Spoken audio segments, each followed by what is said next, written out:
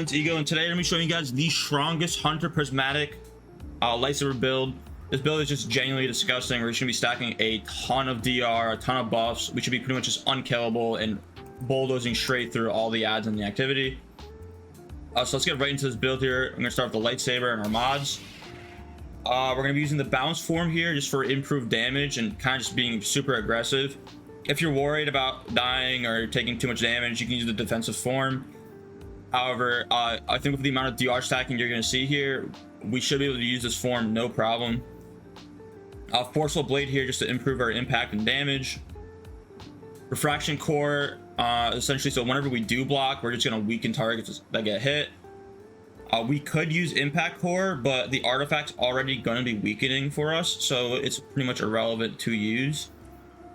And finally, Hyper Blade here just to get us amplified more frequently and to give us that eager edge type swing.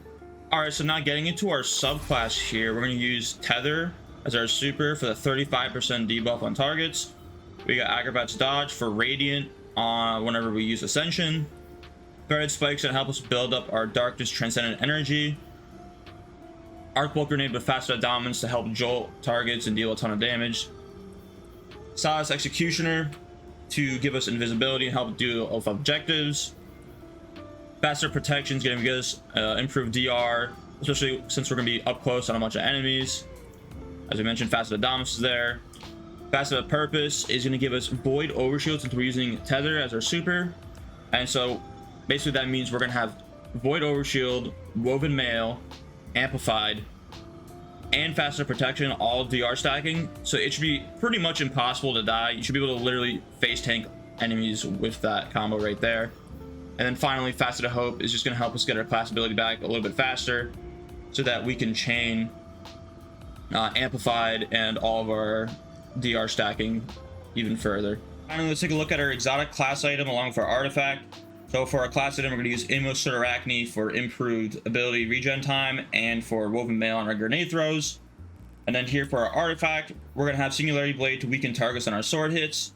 That in turn is going to give us Devour, which is also going to weaken a ton of targets in a large area. Combined with Combination Argent Blade and Swordstorm combo, we're going to do a ton of damage. We're going to weaken a ton of targets. We're going to be healing a ton from Devour. And we're going to be doing a ton of AoE damage here with Swordstorm combo as well. Alright, and now we can see this build here in action.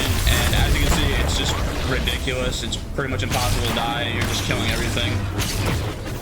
Important to note, make sure to pop your Acrobat Dodge every so often with Ascension, just so you get your Amplified and your Radiant.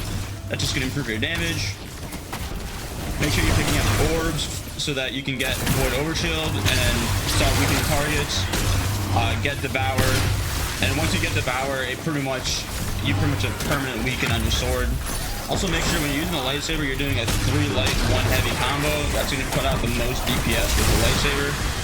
And as a bonus, like I said, you can use Velocity Baton if you have it.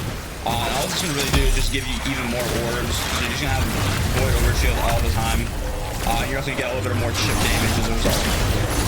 Make sure to keep using your abilities.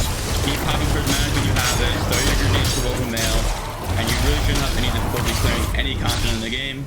Like I said, this is a solo Grandmaster Lawless Frontier activity, and I pretty much bulldozed through it. I think the completion time for this is like 14 minutes. I could have sabotaged one earlier in roughly 12 minutes. And yeah, you guys should basically be able to take this build and bulldoze through any content. I'm going to leave the dim link in the description of this video. Yeah, and I'm sure the game will play out. Thanks for watching.